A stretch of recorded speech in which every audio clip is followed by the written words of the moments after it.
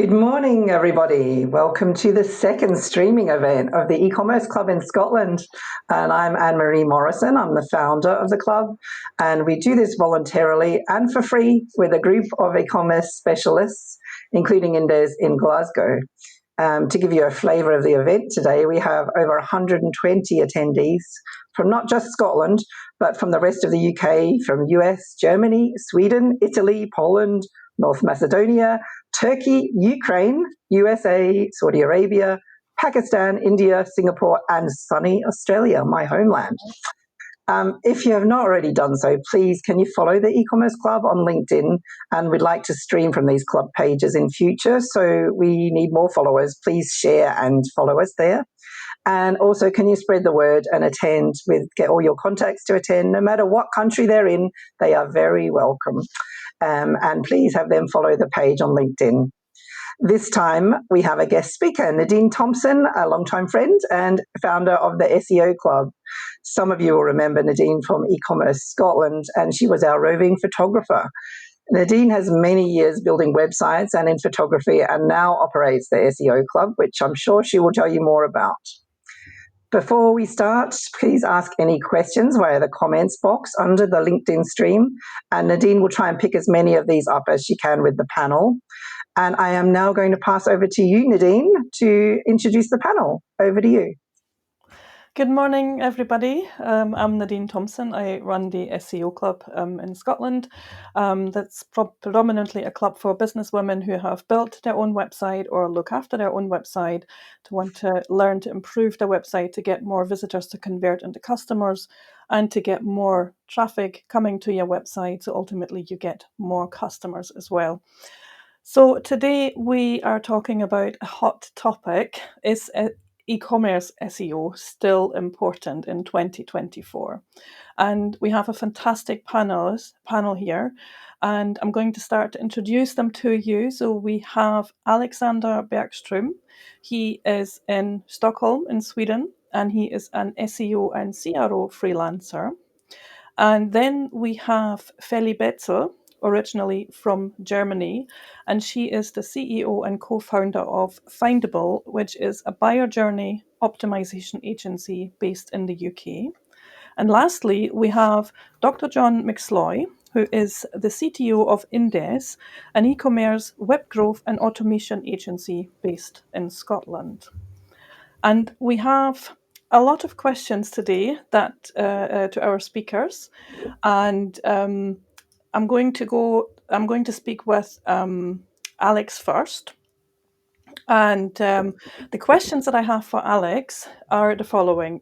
First of all, is it possible to learn enough SEO as a small business owner to make an impact? Secondly, how can you get the most out of working with an agency, freelancer, or in-house resource? And then what resources, online or offline, do you use to keep up to date with SEO without getting the overload? And then how often do you see SEO footprints destroyed due to re-platforms by designers and developers? Alex, over to you. Thanks, Nadine. Great to see you and great to be back on here again. And the last question, bit of foreshadowing, but yeah, I see SEO footprints and websites getting highly affected by re-platform projects, but we'll get to that eventually. So the first question there was about the impact you can have as a small business owner. Is it even possible to learn enough SEO to have a real impact? And I love this question because I've worked with small business owners a lot during my career, and I feel like it's definitely possible, in short, to have a big impact. But the question is, do you really want to? And could you maybe end up being a bottleneck eventually?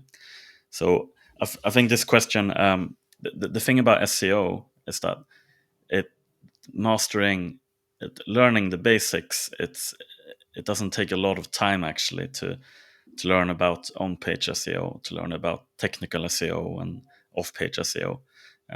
There are great resources available, some of which we will go through a bit later on in this webinar, to learn these things. The question though is, it comes down to time. I think as a small business owner, you have a lot on your plate, most likely, and there might be things in SEO, I think, which are easier for you to do than others, definitely. So even though you might know the basics of, as I said, on-page SEO, technical SEO, you might get to a point eventually where uh, SEO questions become more complicated. So to take an example, for example, if you're changing domain names, or if you're gonna start looking at SEO strategies, then things become a lot more complicated.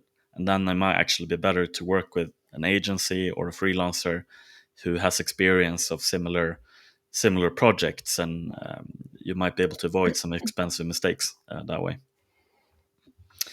And I think also when it comes down to making those kind of strategic calls, may they be big or small, it could be something small, like which page should rank out of, two category pages which are really similar, or should we migrate to a new website or not? How should we work with links in our SEO strategy?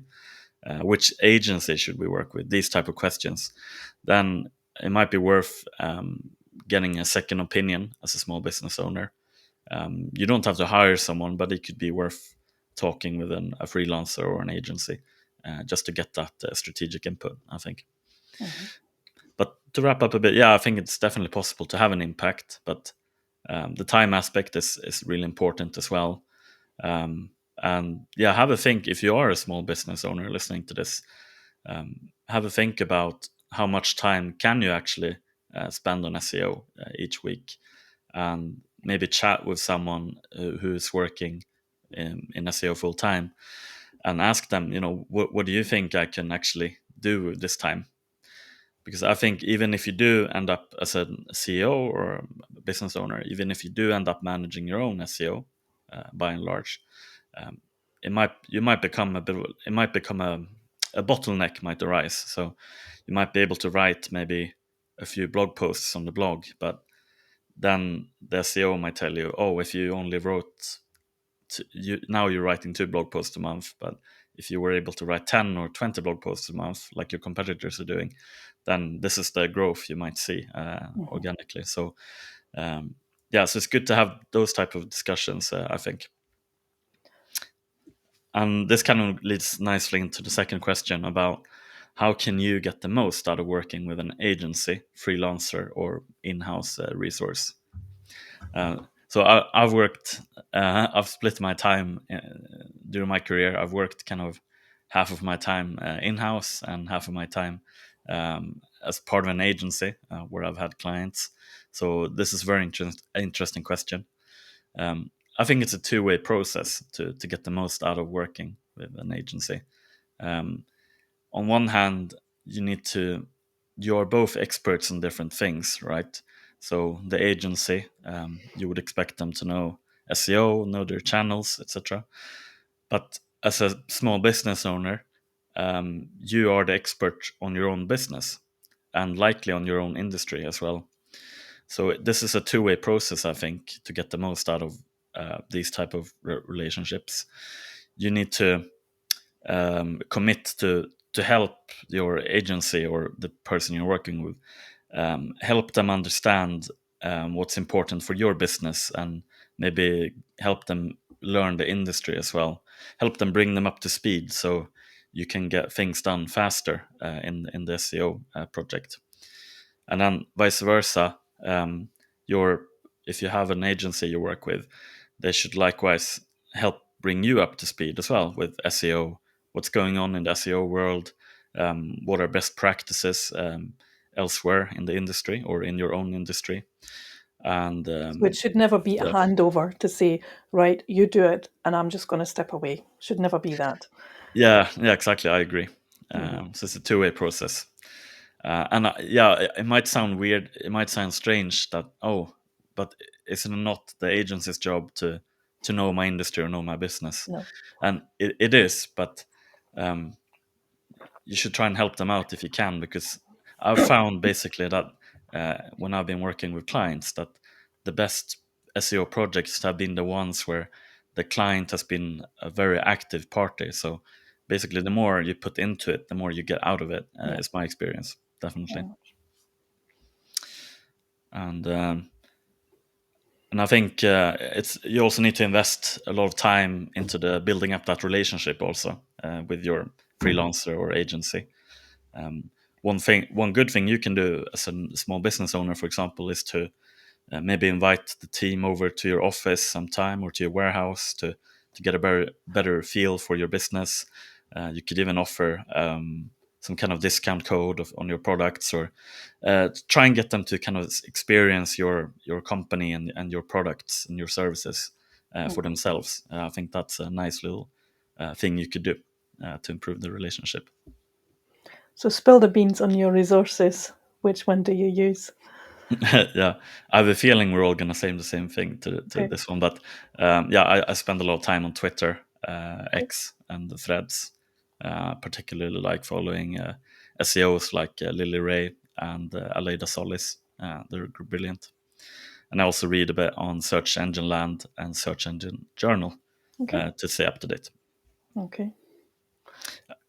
And just on the last question there quickly, as I mentioned about SEO footprints being destroyed, it happens very, very often, and it's down to the most common mistakes are redirects not being done properly. So you need to make sure you redirect all pages and that you use permanent redirects, 301 redirects when you do it, and that you don't get an SEO specialist involved in these type of projects. These projects are usually very complicated, and it's almost always worth having an agency or freelancer involved whenever you change domain name or website project, basically. Cool. Well, thank you very much, Alex. That's very much appreciated, and thank you for your insights. And all the names and things that you've mentioned on the follow on X, it would be good to have them in the comments. So if you can put them after the chat into the comments, so people can see these people as well. So now let's have a chat with Feli Betzel, and I have a number of questions for Feli as well. So, hi Nadine, thanks for having me. So the questions are, what is the best way to internationalize? Then the next question is, can my UK website be successful in other markets? How do I best localize my website content? And what is the key for my content strategy in 2024? Over to you, Feli. Thanks, Nadine. So I'm just going to have a quick chat about my background a little bit. Obviously, you've mentioned that I'm the co-founder of Findable, a buyer journey optimization agency. I've been also running Service Invaders for almost 14 years. We're an international digital marketing agency focusing on helping businesses to internationalize. We've done so successfully in over 80 markets to date. So quite a lot of experience in helping businesses do that. I've been doing SEO for more than, about 20 years now. Definitely for longer than this meme has been around for. I also am a founder of the Women in SEO North meetup. So far, we've had meetups in Glasgow and Edinburgh, and we're going to be doing more of these across Scotland and other places as well as the north of England. So that should be exciting. Okay, sorry. All right, now we'll dive into the questions. Okay, just a second. All right, what is the best way to internationalize? All right, for me, it's really planning. Market research is so important. Quite often, UK businesses come to us and they're thinking, okay, we're quite successful in the UK, let's go to the US, not kind of considering that it is a different culture. Is your domain set up to really work? Is your content on the site really optimized for, and does that relate to the US market, for example? Or sometimes we get clients come to us and say, let's internationalize into France and Germany, because those are the biggest markets in Europe, but sometimes not realize that those are quite competitive markets. There are already quite established players there. So it's really important to do your homework first. Maybe have a look at your web stats as well, see where you already have existing sales coming through, and then make sure that you can also get a lot of information from Scottish Development International, the Department of International Trade, Scottish Enterprise, and so on, even free of charge to some extent. Mostly, then sometimes as well, there are grants out there. After Brexit, there were quite a few grants that you could get for internationalization and competitive research. Then you'll have to have a look, will you internationalize? Well, once you've decided which country you want to go into, you need to take a look at how you're going to structure your domains. Are you going to have another subfolder? Are you going to have separate TLDs? So there are a lot of considerations from a technical point of view. And then it goes into the transcreation and actually on-page optimization for that particular market. And once you've launched, you obviously have to build up that brand over in that market as well. So it's a continuous process.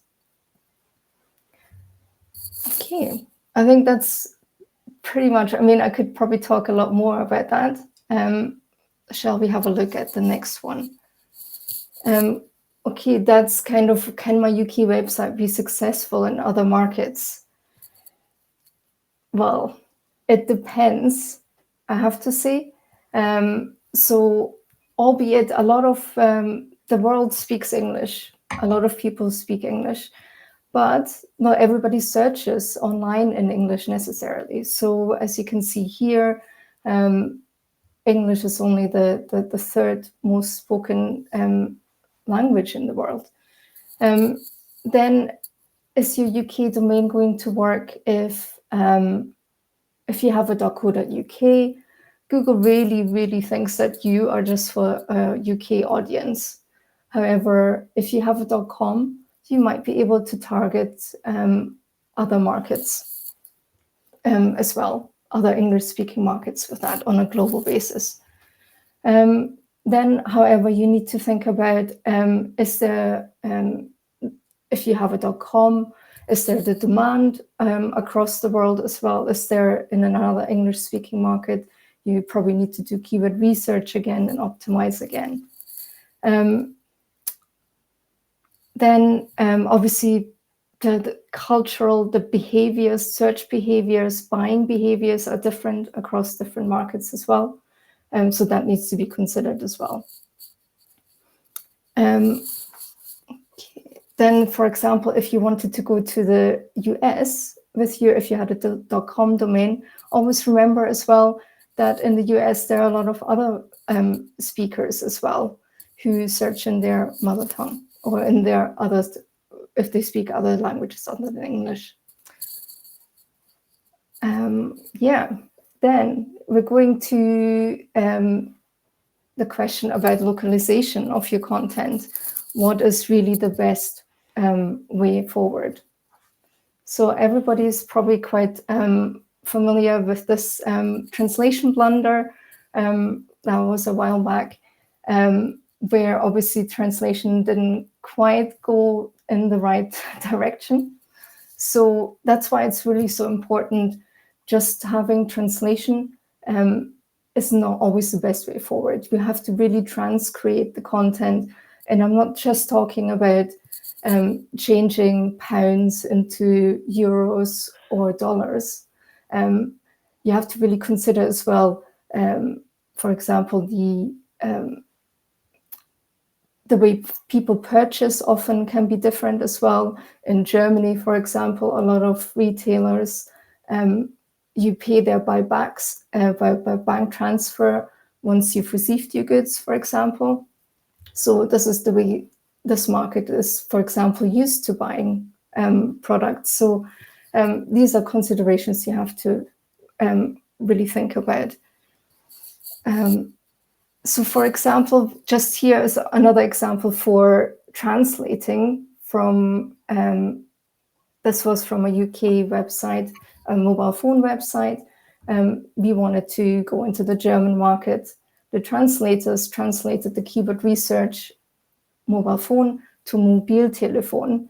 As we can see here, the red line on the very bottom, there are hardly any searches for Mobiltelefon in Germany. However, everybody in Germany refers to mobile phones as handies. So a lot more searches. So it's really important that when you are going to transcreate your content, that you have a native speaker who is also really ingrained in the trends and the culture as well, and knows all the colloquialisms. Translators quite often only translate word for word and maybe don't think about the bigger picture and the nuances that an SEO who speaks German on a native level, in this case, would look at. Brilliant example. Do you have any other questions around that at all? No. Also, what I was thinking here, sometimes content gets translated and the content includes stats that are relevant to the one market, for example, UK stats. And then you go into the French market. The French are then wanting to see trends and information and specifically for their market. So these are all considerations as well. Okay. All right, the last question. So we're going a little bit away from the internationalization here. We've got here, obviously, the EEAT, very important. From the latest content, the Google leak, I would say definitely unique content is really important. Really think about adding your own spin. If you've got anecdotes, even for evergreen content, if you can make anything unique with your own stats, with your own experiences, is so important. Also think about now that you can, we kind of gleaned a little bit that there are a few, that Google only shows a few of a specific type, so maybe 3 blog posts in the SERPs rather than 10 blog posts. So then if you can do some research and see, oh, there are already quite a few blog posts around the subject I want to write about, perhaps I want to actually record a video instead. So maybe look at different formats. How can you also really improve the content that you already have? Can you? It doesn't always need to mean that you have to create new content. What can you consolidate? What can you actually make better that you already have, and add more value to your users? Then on the last, my last slide here, just wanted to highlight as well, it's really important to really become very user-centric, very user-focused, look at your user at all stages of the buying cycle, look at content that increases awareness, then through the think and the do stages as well, and the care stages. Just really don't just focus. Quite often I see that clients focus very much on the do stage. Yeah, so that's really everything I think I wanted to share for now. Thank you. Thank you very much, Philly. Appreciate it. And now we have a chat with Dr. John McSly from Indes. And the questions I have for John are the following. Could you provide some common SEO misconceptions that trip up e-commerce businesses? Secondly, where does SEO sit in the wider e-commerce ecosystem? Do e-commerce SEO strategies differ between D2C, omnichannel retailers, or B2C, B2B merchants? How are your clients integrating SEO and AI into their SOPs? And is e-commerce SEO still important in 2024? John, over to you. Okay. Awesome. Thanks, Nadine. Thanks for that. And thanks to Philly and Alex also. So what I'll do is I'll max this out. I'm sure people don't want to see my stupid face. So let's get going with things. So I've got a few slides. I'm going to try and batter these through in about 8 minutes, hopefully, and then we can get on to the questions that everyone wants to hear about. So as everyone's aware, well, hopefully everyone's aware, Microsoft and Google Ads CPC costs have increased significantly in the past year. So what this is data from WordPress. If you don't know WordStream even, if you don't know them, they have a fantastic blog. You should definitely check them out. So if you take a look at some things here, fashion and jewellery up almost 25%, beauty and personal care up almost 23%, furniture up 19%. Furniture is a big one because if your CPC costs are up 19%, that's an industry that's mainly dropship. So you might have margins of 10 to maybe 15, at most maybe 20%. So it's badly affected there. If you look at the cost per lead's up as well. Fashion and jewellery is up by 15%, home and home improvements up by 24% there. So your CPC costs are increasing significantly, and because your CPC costs are increasing significantly, that means lower profits. So what that means is that this free organic traffic is much more important than it's ever been for your business, especially if one's like a profitable business. Now, the biggest misconception we see, especially with e-commerce sort of business owners and people who work in e-commerce, is a lot of people think, oh, isn't SEO just 10 blue links? And guess what? Google's not been these 10 blue links for about a decade. However, there is a wee way that you can see old school Google. So if you do want a search engine that's a little bit better than what you see at the moment, maybe you can go to Google, go to more, go to web, and you'll see this. But this is typically what people were seeing just over a decade before. And, business owners, e-commerce business owners still have it in the head that, if you're number one, it's 28.5%. Clicks I'll get. If it's number two, it's 15.7%. Number three, 11%. Oh, fantastic, wonderful. Now, if you want to see why the click-through rates are no longer valid at all, there's an excellent little article here on Systrix. So Systrix is a fantastic tool again, and that'll tell you more about it. But this is what a Google page actually looks like now. So in the UK, this is just a search for MIG welding machines, and this is just a page that keeps on scrolling. So here you can see shopping ads here and here, search ads there and there. You've got these free listings. These free listings are much more prominent following the EU Digital Marketing Act, which we'll come to later. Again, these can be optimized. These are organic. These don't cost you anything.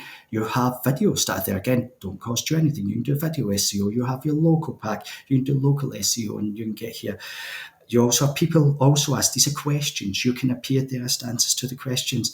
And of course, you have search refinement. You can't appear there because that's just to refine the search. Now, what you do is these 10 blue links, this is where these 10 blue links actually are. They're all woven into the page. So you can see that actually the click-through rate doesn't matter because you have all of these other places. Obviously you have your paid ads that you can get links from, but you also have all of this space. You have all of this real estate on Google where you can get these unpaid organic clicks and links, and these are all things you can work at, and it's things that we'll discuss. Now, what you'll also see in some informational searches, obviously this is more of a transactional / commercial search, but for informational searches, you might see a single featured snippet, maybe even a double featured snippet in some countries if you're lucky. And then, of course, as everyone may or may not be aware, you have AI overviews. So what AI overviews are, not available in the UK and the EU yet, thankfully not. But what it is Google will generate search results that's tailored for you, for your preference, for what you searched on. And what you can also do is customize and everything else. Now it's available in the US and a lot of other places. It is exceptionally good for users, maybe not so good for businesses. The only issue with these AI overviews is they're prone to some hallucinations. So imagine you do a research here for cheese not sticking to the pizza. Don't know why you would ever do a search for that, but let's say you do that search. So AI overviews, apparently it says you can add 1/8 of a cup of non-toxic glue to the sauce to make it more tacky. That sounds absolutely delicious, AI overviews. Now, AI overviews, the biggest issue with it is that similar to some politicians and similar to some tabloid newspapers, it believes everything that it sees online. And because it believes everything that it sees online, this has obviously been trained on this article from 11 years ago on Reddit. And that's talking about this. You should add glue to your pizza. So it's absolutely stupid. Now, another famous AI hallucination is this one: how to pass kidney stones more quickly. You should aim to drink at least 2 litres of urine every 24 hours. Thanks, AI Overviews. That's awesome. We needed that. And of course, there's plenty more of those where this came from. But a lot of people in the call, what a lot of people might be thinking is maybe what types of e-commerce SEO content might provide the best return on investment, because there's lots of different things that you can do. So what I've done is I've got a wee graph here. So I've got the return on investment on the y-axis. On the x-axis, I've got the number of products categories, small brand, low number, multi-brand merchant, high number. So here, don't forget that Google's not just, it's not just for Christmas. It's not, SEO is just not Google. You have TikTok SEO, you have YouTube SEO, you have Amazon SEO.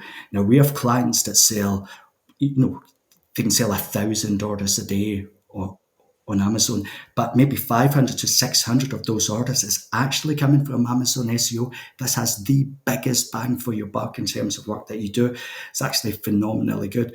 But if you go back to like Google SEO, you have the creation of people first content that has human expertise that you then enhance by ChatGPT. So that's creating like blogs, like Alex was talking about, blogs, maybe comparisons, review articles and things that you have there. You also have your free listing optimization. We'll come to this a little bit later within the questions, because this is a big thing, especially for multi-brand merchants. And of course, you have your people first product and category descriptions that you can create with the help of ChatGPT. But the key thing is that it's focused on people and not search engines. Now, he's an example of some of this content. So it's a client that we work with. So these lines, this is 10,000 weekly visitors, 20,000 weekly visitors, 30,000, 40,000. So you can see at these different phases of rolling out this people first product and category description in bulk and mass. That's obviously got an assist from ChatGPT 4.0. Then you can see the significant increases, and you can have this. You've just got to be careful that you don't generate ChatGPT 3.5 spam low quality content. But if it's focused on high quality content, people first content, you can make a big difference. Now, Alex has mentioned it's better to keep e-commerce SEO in-house or to outsource it. So certainly, I've got that graph here. So I've got difficulty on the y-axis. I've got in-house versus outsourced. So here, certainly if you're doing product descriptions, category descriptions, always in-house. You would never want to outsource that. Your blogs, comparison reviews, all of that should be done in-house as well. A little bit more difficult. If you're doing multi-regional and multilingual SEO, as Felix said, maybe wee Shuggy, who has a D in French, maybe he's not up to the task of handling your multi-regional and multilingual SEO with all the nuances to come with that. So that's definitely something you may want to consider outsourcing to perhaps ideally native speakers. Technical SEO, a little bit more complex. Again, maybe outsource that, like building digital PR. You can do it in-house. There's tools that we'll speak about later that you can do that. But the key thing, the most important thing you can do when working with an agency is get SEO training for your in-house team with them. And of course, if you're doing SEO re-platforms, what you can do, super high risk, as Alex was mentioning, so you almost always want to have that outsourced, or at least get someone else's eye on that. Now, no matter what approach you take, whether you decide to do SEO in-house, whether you decide to do it out-house, would you decide to outsource it, I guess, or work with an agency, what you want to do is you want to embed it and have it part of your standard operating procedures. So what I like to do, instead of calling it SEO, I like to talk about organic optimization, because it goes much further than search engines.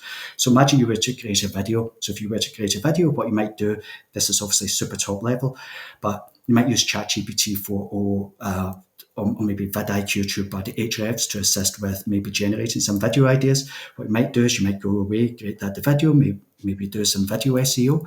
You can then take that video, embed it in the respective product pages, landing pages on your website. You can then use tools like Podium AI or AI to transcribe that into text. So you've got all of your expertise that you've described into text. Then what you can do is you can then use ChatGPT to reformat that for a blog. But again, you're using this human expertise that comes from video, then you do manual SEO, content marketing. You can also reformat in a slightly different version and use that for zero-click platforms and do the SEO for that. For instance, you can push a different article to LinkedIn or something. And then what you can also do is when you have this video, you can use Opus Clip AI or Too Short AI, all of these tools that everyone's aware of if you work in this space, to create maybe 6 to 12 short videos almost semi-automatically, and you can then push them out to Shorts, TikTok, or to Reels. But everything you're doing is, it's more than SEO, it's more than organic optimization, because you're doing that as part of building your brand. So I guess your question is, SEO still important for 2024? I would say for multi-brand merchants, it's more important than it's ever been. So hopefully that answers your questions, Nadine. Thank you. Thank you very much, John. That was brilliant. Lots of really good insights there. And now we asked people who register for the call to send us some question before today's meeting. And we have compiled a list of questions that we're now going to talk about. The first one is, what are the key takeaways from the Google Content Warehouse API leak? Now, Philly, what are your thoughts on that? My thoughts. Okay. Yeah, very interesting. I mean, it's been so interesting to hear what everybody's saying about it. So from my point of view, I feel like UX is really important. It's not just only about bringing users to your site, but to give them the best experience that they can have. I think we're really shifting from looking at SEO from a webmaster perspective, but becoming more, making that more of a marketeer discipline, really. And just trying to really understand your target audience and going back to basics and just building a really good brand. John, what are your thoughts about that? So first of all, it's not actually a Google search algorithm. Like, it has no weightings within it. So as far as, there's lots of different types of businesses on here. So I would say if you're a business owner or non-marketer, completely ignore it. Don't spend a second thinking about it. Ignore it even existed. Now, if you do SEO maybe 1 or 2 days a week, then you might want to check up on Search Engine Land, Search Engine Journal weekly, just to see what the latest tests and experiments are. If you're full-time SEO, then you may want to subscribe to, for instance, I lead Solis's fantastic SEO formal newsletter, just to keep up to date with things. Obviously, Search Engine Land, Search Engine Journal. But you may want to do your own tests, maybe look through some of the search modules, consider doing some of your own tests. SEO FOMO actually has a poll going on this at the moment. And when I looked at the poll last night, there was almost 44% of people said not at all. There was nothing new for me. 15% said I'll perform a few tests, and about 19% said they're not changing anything, but they're going to maybe change priorities. If you want to find out more about it, I'll post a video to Fishkin over at Spark Tour. He has a fantastic 11-minute video on it. And of course, Search Engine Land has a fantastic write-up with key takeaways for digital PR and link building. But hopefully that helps. Cool. Thank you, John. So the next question would be, how has AI overviews impacted e-commerce websites, and when do you think it'll roll out in the UK or in the EU? Alex, I'm going to start with you, Alex. Yes. Yeah, sure. My answer is going to be pretty short, but it's so new, like John said. Tomorrow, I think it's 1 month since they were released in the US live, so it's still pretty new. But what I'm speculating now, but I think the impact on e-commerce businesses might be that I would expect to see more so-called zero-click searches. So this means that the person searching might get their question answered right away in the search results. So there's no need to click on the website and click through to the actual website. So I've actually already started to raise this with some of my clients. I work with a large e-commerce client in Sweden selling car tires. And I've kind of pre-warned them that some of these kind of inspirational searches or yes or no question searches that they might be getting answered by AI in the future. So I think the impact on e-commerce and on other sites might be that in the future what you're getting traffic from basically it might look very different from what it's like right now. Cool. John, what are your thoughts on that? So Bart over at ziptie.dev, he posted an article in late May, and basically out of 25,000 US e-commerce queries, about 16%, maybe about 4,000 was shown AI overviews. However, AI overviews is access to becoming a little bit less prominent now, mainly due to a lot of these AI hallucinations. But certainly for informational intent searches like what, how, what, stuff like that, these were quite badly affected by featured snippets already. Featured snippets and of course double featured snippets. But AI overviews has made it much, much harder to compete in these informational searches, unless of course you're investing in AI optimization. But certainly more of the e-commerce related terms like commercial and transactional wins, they don't appear to be that badly affected. We're talking about a couple of percentage each way. And thankfully, in the UK and EU, Google appears to be a bit scared to launch it in the UK and EU, which is a good thing. But I can see it coming later in the year or early 2025. But I do think Google's a bit scared of what the EU will do. And the EU tends to come down on Google and other tech platforms like a ton of bricks. It's a fantastic sort of post that I'll post from WordStream about the AI overviews and how it's changed the web forever. But yeah, hopefully that helps. Cool. And we're sticking with the AI theme here. Philly, question for you. Can I use AI to create product descriptions, and would this be detrimental to my SEO? Well, I wouldn't recommend just using AI completely. As John mentioned previously as well, people first write use it to enhance your product, and like ChatGPT for enhancing your product descriptions. I'd rather use AI for deduplication if you have a lot of them, or if you have to produce them at scale. In overall, I would probably also more focus on crafting really, really good category copy instead. Great. And John, what's your take on that? Well, I guess Google's position has always been kind of the same. I mean, in February 2023, they said they're to reward high quality content, however it's produced, whether it's by human or AI. But what Google's looking for is they're looking for original, high quality, people first comment that demonstrates what Phil was talking about, this experience, expertise, authoritativeness, and trustworthiness. Now, things have moved on somewhat since then, and Google's now battling a tsunami of low quality ChatGPT 3.5 generated spam that's there. So my first thing to say was, please, everyone, stop using ChatGPT 3.5 generated spam. It's just shitty automated content. Let's get away from this. You can do better. And another novel idea might be, maybe you should generate content that maybe helps convert browsers on your website into buyers. That's kind of a good idea and a good place to start. But think about the customer, think about people first and not search engines. Something that might help if you have a platform, certainly if you have Magento, you can embed things like ChatGPT or Assistant. Metasquare has a fantastic extension for that. And that can, but only use it for helping with formatting, spelling, grammar, proofreading, consistent tone of voice, and deduplication and stuff like that. But yeah, stop generating spam. Cool. Brilliant answer, John. The next question is, which SEO tasks are best done in-house and which are best to outsource? Alex, I'm going to start with you. Yeah, sure. I love the graph John had about this, by the way, earlier. Made it super clear. And I agree. As I mentioned earlier, if you do any re-platforming project, you should definitely consider speaking to an SEO expert about that. But I think most tasks can actually be, and maybe should be, outsourced to free up your time and to make sure you get to where you want to go faster. Okay. And Philly, what's your take on that? It depends a little bit on your in-house capabilities. Also, what you sell. If it's very niche and you have to have really specialist knowledge, maybe you just get a SEO agency to help with the overall strategy and training, and just do the rest in-house. So it really depends.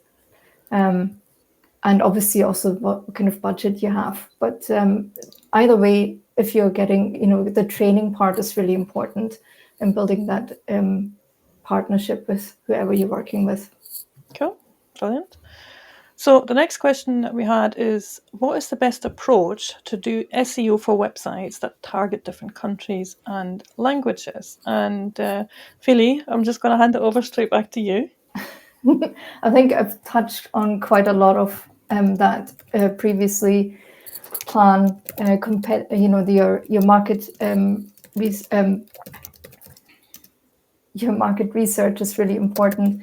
Then decide whether you want to target by language or by country. How is your fulfillment going to look? Do you need separate TLDs? Decide on the domain structure, and then transcreate your content. Okay.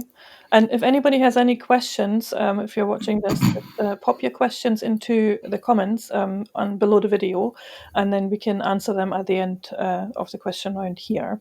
So I'm going to ask the same question again to Alex. What's the best approach to do SEO for websites for different countries and languages? Yeah, sure. I think Feli covered this really well, but to add to that, one of the most common mistakes I see when companies work with multiple languages is that they get their so-called ref lang tags wrong quite often, and still happens to this day. So it's good to be extra careful and read up on the documentation Google provides about how to work with ref lang tags and multi-language tags, regional tags, etc. And apart from that, consider maybe working with a local client if you want to do if you want to launch a Spanish website or something. Look into working with a Spanish SEO, maybe for some of the kind of localization stuff or local SEO tasks in that market. That might be a good shout, and it might even be cheaper than working with an agency in your local territory. Cool. Thank you, Alex. Now this one's for you, John. How has the EU Digital Marketing Act, the DMA, affected e-commerce SEO? Over to you, John. Okay, so this is a bit of a chunky thing. Obviously, if you're outside the EU and the UK, you may not know about this, and even a lot of people inside, in the UK don't know about this as well. So, Digital Marketing Act, that's an EU thing, was put in place, and it's basically put in place to regulate the big six gatekeepers. That's Alphabet, Amazon, Apple, ByteDance, TikTok, Meta, and Microsoft, and of course the 22 platforms that sit underneath it. So, the whole goal is to ensure more fair competition that takes place and protect user data privacy, all of that stuff. Now, the biggest change that you'll see is that Google Shopping, that used to be at the top of the page, is now no longer Google Shopping. It's now called Google Products. And what's happening here is that a lot of these paid search results that you were seeing aren't actually there anymore, and you get much more free listings. So what's now happening, you get much more free listings appearing, and of course, you've got comparison short search engines that are there as well. Now, with the free listings, that was the free listings I was talking about earlier. You get these product carousel blocks, but in some searches, these can be massive. The page can be almost 50%, sometimes almost a whole page of sort of product carousels for some searches. But you can actually optimize these as well. Typically you might say, oh, that's a PPC thing, and PPC people might say it's an SEO thing, but a lot of people ignore them. So it's a gold mine that's there. And it's a gold mine that you can exploit in the UK and the EU. We've seen clients go from maybe 25 free visits a day from these in January to about 1,000 visits a day now with some trivial minor optimization. So like I say, it's an absolute gold mine if you know how to handle it properly. Another thing that you might see, unfortunately, is that Google's obviously adding products automatically. So within Google Merchant Center, you can basically flip a switch and Google will grow your website and automatically add all your products. Now, the biggest issue with that is a lot of UK websites will show prices ex VAT on the website. And because they're showing prices ex VAT on the website, the issue that a lot of businesses are encountering in the B2B space is that a lot of competitors' prices are shown ex VAT. So suddenly they're showing it maybe 16.6% cheaper than there. So if they ever see you need to go into these free listings, you need to click to Google and you basically need to dog them in. You need to report them to Google and say, oh, I'm telling on you, and get them in trouble there. So yeah, products have been affected significantly, but it's not all, it's kind of good, I would say, for merchants. However, the DMA has not been good news for hotel bookings. So what's happening in the hotel booking space is that hotel bookings actually down 36% in terms of direct bookings. So what's happening now is that Google's surfacing a lot of So Google's shown much more comparison, sort of hotel places, things like booking.com, hotels.com. And what's happening is that direct bookings that come straight from them is down 30%, 36%. Javier Delgado has a fantastic article about this. Javier Delgado's from Mirai, I think that's how you pronounce it, but I'll post that link in later. But yeah, it's like a thing. It's quite a big thing in the EU and UK. Cool. Hope that helps. Thank you, John. Now, the next one is quite an interesting one. Are links as important today as they were a few years ago? And if so, how can businesses build high quality links? I get this in my SEO club pretty much every day. Alex, over to you. Yes, I think absolutely links are as important, if not more important than they were before. Just in the context of AI generated content and all of that, there needs to be a way to kind of show Google that you as a website owner, you are an expert in your topic area and you're an authority in your industry. And what better way to do that than getting links from other websites to kind of prove that you're an expert. So I think they're important. If you want to build links, look into digital PR. That's, I think, the future of link building. And there's also a great newsletter about digital PR, which I found a few months ago. It's by a guy called Mark Grove. I'll post a link in the LinkedIn comment section, so you can see that newsletter. Thanks, Alex. And Philly, what are your thoughts on that? Yeah, definitely. It is all about high quality links now, not like it was in 2009, where we all just spammed the internet with a lot of blog and forum comments and the like. So definitely, I just have to echo what Alex said as well. Make use of digital PR. See how you can become a source for journalists, maybe as well. And just really create amazing content that users want to share and link to as well. Cool. Thank you, Philly. Now, the next question for everybody here. How do I handle duplicate content on my website? John, I'm going to ask you first. Or it's not, it's for Alex, actually. Yes, Alex. I mean, there are a range of things you can do, ranging from tweet. I'm thinking now you have maybe 2 pages that are very similar on your own website.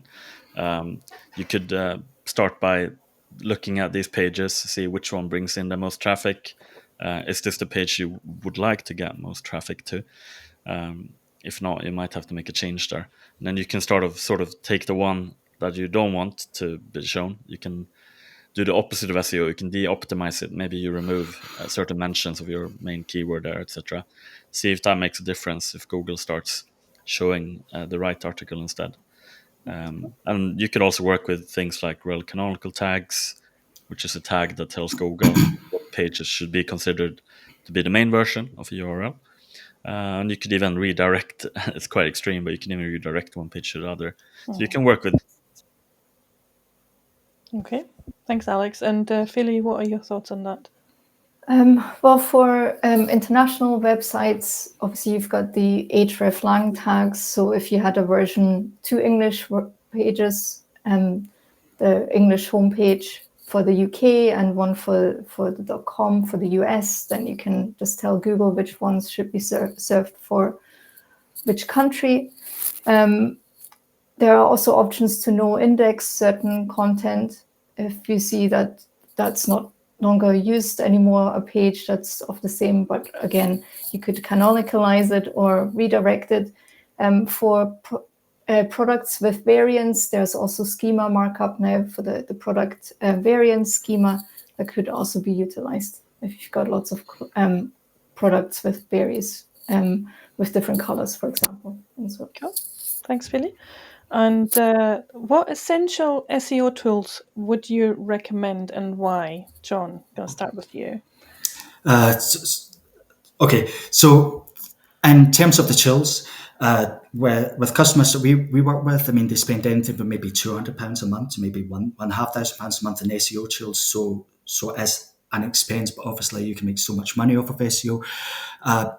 Also, in terms of spend on actual SEO, clients that we work with tend to spend maybe 5% to 10% of the SEO budget on SEO. So that's maybe tools and agencies, outside support, everything else. But the key tools I like Ahrefs. I'm a huge fan of Ahrefs. I like using that along with, maybe Google Search Console, Google Ads, combine them all together for keyword research. And this we actually built in, we've got on beta, a Magento plugin, and that pulls all of that information together, and it shows that all in the SEO sections in the back end of Magento, just with SEO bits, so you can see all the keywords related to those things to help optimize your pages. I'm a huge fan of Content King app. That allows you to do real-time SEO auditing for your website and monitoring page changes, and obviously helping with technical SEO. If you're struggling with link building or digital PR, if you can't outsource it, if you're doing it in-house, you can use tools like Fat Joe. That's available. That's something you can go and you basically, it's not paid links, but you pay them to help out your links and help them with digital PR. If you're a bigger business, Page One Power is a fantastic tool as well. Some clients, especially with brands, it may be worth looking at Spark Turbo. It's a fantastic tool for audience research. In terms of things to keep up to date, I use Google Chrome Discover, and I follow SE Journal, Search Engine Land, Ahrefs, Spark Turbo. I like to follow Rand Fishkin, John Mueller on LinkedIn. I also subscribe to SEO FOMO newsletter by Alida Solis. And Madrid is fantastic. You should definitely subscribe to it, and also subscribe to the Ahrefs YouTube channel because, well, Samo's awesome, isn't he? Everyone loves Samo. So, and also, I'm a huge fan of video bundles. Now, if you can't attend an event, so if you can't attend, for instance, Brighton SEO, then you may want to buy the video bundle. They actually have a fantastic video bundle. It's available for a couple of $100, and I think it's 144 videos. Brighton SEO is a fantastic event. Cool. I hope that helps. Thanks, John. Alex, what are your suggestions? Oh, same. But I like a tool called Systrix also. Okay. And Philly? Yeah, I think both of you have covered a lot. Sometimes I quite like to look actually at the SERPs and just go and look at what's ranking and actually do research like that. That's free. So that's good for small business owners. I really like Screaming Frog as well to really get into the nitty-gritty of the technical SEO side. I also like Answer the Public to find what questions users are asking. There's also Phrase.io for content ideation, and Majestic SEO for a tool that I use for link building research as well. In terms of what do I recommend, I do, SEO FOMO, Alida Solis's newsletter is amazing. Also, I'm part of the Women in Tech SEO community. If you are female, you should really join that. There's also an e-commerce channel within there. So really, I can only recommend that. And also, obviously, the Google Webmaster blog. And there's also Marketing FOMO, which is similar to SEO FOMO, if you want to get a broader idea of marketing in general. Brilliant. And I can add to that marketmuse.com, which is quite cool because it shows up the keywords that are missing in content. And another one, you mentioned Answer the Public, and there's another one called alsoask.com, which shows the Also Ask sections there as well. And the last question is here to everybody. What are your top 3 SEO tips for someone starting out with an e-commerce store on a low budget? John? Oh, you want to go with me first? Okay, so I would say that is it possible to learn enough SEO as a small business owner to make an impact? So let's change small business owners to micro business. I would say a big no. SEO is too big and too complex a subject, and there's much more important things to focus on. I think small business owners should be focused more on, let's call it micro business owners should be focused more on things that drive brand awareness for your brand, which will naturally help SEO, and get targeted training is a much better place and a much more efficient way to do that. So kind of in short, don't waste your time to learn SEO. Instead, invest on training that's more focused on your day-to-day standard operating procedures, and try to incorporate that into your the essential parts of SEO into those SOPs. Focus on your products, pricing, fulfillment, customer services, and things that actually build your brand, and attend e-commerce /marketing events, and it'll open your eyes up. And if you can't, just buy the video bundles. Cool. Alex? Yeah, I like this question. So I've worked with a few clients that have launched e-commerce sites from scratch. So I've seen the journey people can go on. But I would really recommend starting off small. Invest in content and in links also. Monitor the progress over time, and be patient. It's going to take a long time to see the full results. We're talking over a year, I think, to see the full results of your work that you do today. So just be patient. Good. And Philly, what are your thoughts on that? Yeah, be patient. Definitely build links from day one if you can, and really, work on building a brand, and have a look at are there any niche keywords that you can go for that may rank quicker. And also think about what platform you're using from a technical perspective. Is it really that SEO friendly as it can be?